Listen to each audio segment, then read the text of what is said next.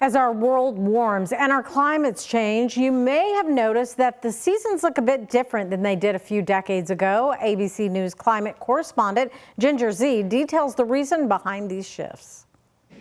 Longer, hotter summers, shorter, milder winters, earlier spring blooms, and later fall and winter freezes. This is what seasonal shifts can look like. And scientists have been studying these changes for years. According to the EPA, heat wave season is 47 days longer than in 1961.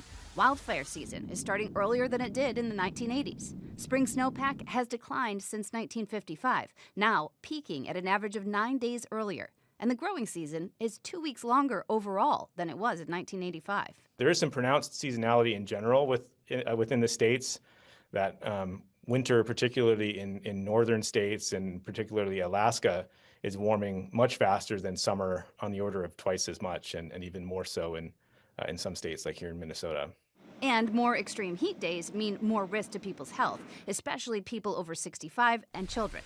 Heat kills more people in the U.S. than any other kind of weather. A recent study in the Journal of the American Medical Association showed a 117% increase in heat-related deaths in the last 2.5 decades. The number of days where you get into heat indexes that are dangerous for human health and for the health of livestock and crops also increase. And that's something that cities and states are having to deal with already, and will need to be thinking about going forward as we project increasing temperatures.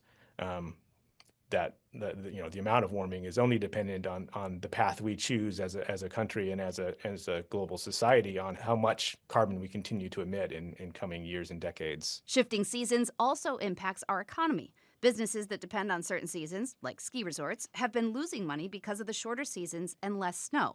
And a National Academy of Sciences report found that for every degree of warming, there's the potential for a 5 to 15% decrease in crop yields. While some crops might thrive with a longer growing season, increased temperatures, pests, and pressures on the water supply can change that potential. And this isn't just happening in the U.S. Climate change is impacting communities globally, and curbing its most acute impacts will take worldwide collective action. Weather and climate in the United States doesn't just originate in our country, and there are these broader hemisphere scale or global connections in how we are seeing the climate change. So we're not just isolated here in the United States. With this Climate Minute, I'm Ginger Zee.